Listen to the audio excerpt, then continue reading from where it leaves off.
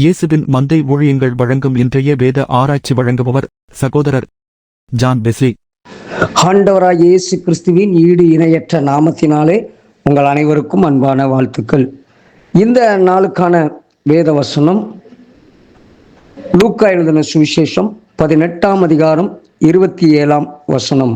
அதற்கு அவர், மனுஷரால் கூடாதவைகள் தேவனால் கூடும் என்றார். மனுஷன் அநேக காரியங்களில் முயற்சி செய்கிறான். மனுஷன் அநேக காரியங்களில் தன்னுடைய கற்பனையின்படி எல்லாம் சிந்திக்கிறான். அவனுக்கென்று ஒரு கற்பனைக்கு அளவு உண்டு, எல்கை உண்டு.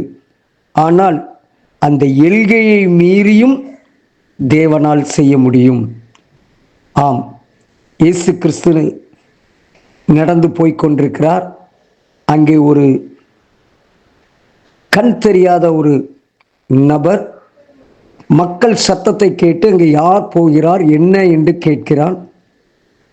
அப்பொழுது இயேசு, நசரேயனாகிய இயேசு போகிறார். அவர் செய்த அற்புதத்தை கண்களால் காணாதவன், ஆனால் காதுகளால் கேட்டவன். அவன் காதால் கேட்டவைகளை விசுவாசித்து ஆண்டவரிடத்தில் கூப்பிடுகிறான். சீசர்கள் அதட்டுகிறார்கள், ஜனங்கள் அதட்டுகிறார்கள், அமைதியாயிரு என்று. ஆனால் அவன் முன்னே விட அதிகமாக கூப்பிடுகிறான். ஆண்டவர் அவனை கிட்ட வரச் செய்து அவனிடத்தில் ஒரு கேள்வி கேட்கிறார். நான் உனக்கு என்ன செய்ய வேண்டும் என்றிருக்கிறாய்? அவன் பிச்சை எடுத்து கொண்டிருக்கிறவன் வழியருகே உட்கார்ந்து அவன் தன்னுடைய வாழ்க்கையின் ஆசீர்வாதத்தை கேட்டிருக்கலாம். ஆனால் அவனுடைய விசுவாசம் பெரியது. அவன் ஆண்டவரிடத்தில் கேட்கிறான், ஆண்டவரே, நான் பார்வையடைய வேண்டும். கற்பனைக்கு எட்டாத ஒன்றை தேவனிடத்தில் கேட்கிறான். இயேசுவும் அவனை நோக்கி, நீ பார்வையடைவாயாக என்று சொல்லி, உன் விசுவாசம் உன்னை ரட்சித்தது என்றார். உடனே பார்வையடைந்து தேவனை மகிமைப்படுத்தி கொண்டு செல்கிறான். ஆண்டவரிடத்தில் நாம் வருகிற நாம் அவரால் இவ்வளவுதான் செய்ய முடியும் என நம்முடைய மனுஷீகத்தில் கேட்கக்கூடாது. மனுஷீகத்தில் இவ்வளவுதான் அவருக்கு செய்ய முடியும், இதன் மூலமாய் தான் அவர் செய்ய முடியும், இந்த மருத்துவத்தின் மூலம், இந்த விஞ்ஞானத்தின் மூலம் அவர் செய்வார் அல்ல. விஞ்ஞானத்திற்கு அப்புறமாய் தம்முடைய வார்த்தையினால் செய்ய வல்லமையுள்ளவர். அவர் ஒரு வார்த்தை சொன்னால் போதும். அருமையான கர்த்தருடைய பிள்ளைகளே, அவர் சொல்லுகிற வார்த்தை அதிசயங்களை நடப்பிக்கும். எத்தனையோ காரியங்களை பார்க்கிறோம். லாசரு மரித்து போனான். ஆனால் அவளுடைய விசுவாசம், அவளுடைய சகோதரியினுடைய விசுவாசம், அவன் மரித்தோர் உயிர்த்தெழுதலில் எழுந்திருப்பான் என்பதாகும். ஆனால் ஆண்டவர் சொன்னார், நீ விசுவாசித்தால் தேவனுடைய மகிமையை காண்பாய். விசுவாசிக்கிறவர்களுக்கு எல்லாம் கூடும். அருமையான கர்த்தருடைய பிள்ளைகளே,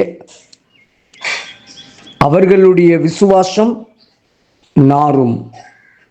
4 நாட்கள் ஆகிவிட்டது.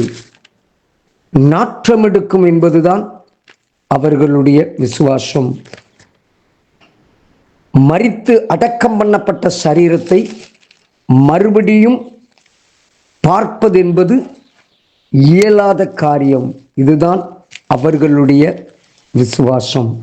ஆனால் ஆண்டவர் சொன்னார், என்னை விசுவாசித்தால் மரித்தாலும் பிழைப்பான் என்பது தேவனால் கூடாதது ஒன்றுமில்லை, கர்த்தரால் கூடாதது ஒன்றுமில்லை. அருமையான கர்த்தருடைய பிள்ளைகளே, ஆண்டவர் சொன்னார், யோவான் 11ஆம் அதிகாரம் 43வது வசனத்தில், லாசருவே வெளியே வா என்று உரத்த சத்தமாய் முகம் சீலையால் சுற்றப்பட்ட சூழ்நிலையில், கட்டப்பட்ட நிலைமையில் வெளியே எழுந்திருந்து வர வைக்க முடிந்தது. அவன் உயிரோடு இருந்தான். அருமையான கர்த்தருடைய பிள்ளைகள், இந்த கால வேளையிலே தேவனால் எல்லாம் கூடும். உங்கள் விசுவாசத்தை கட்டி போடாதீர்கள், குறைத்து கொள்ளாதீர்கள். உங்கள் விசுவாசம் குறைவுள்ளதாய் அல்ல, பெரியதாய். தேவனால் எல்லாம் கூடும். அவர் செய்யவும் முடியும். அவர் சொல்ல ஆகும். அவர் கட்டளையிட நிற்கும். ஜெபிப்போம். அன்பின் தகப்பனே, தேவனால் எல்லாம் கூடும். உம்மால் கூடாதது ஒன்றுமில்லை. விசுவாசித்து உடைய கிருபைக்குள் ஒப்புக் கொடுக்கிறோம். பொறுப்படுத்திக் கொள்ளும். கர்த்தர் உங்களை ஆசீர்வதிப்பாராக. God bless you. ஆமென்.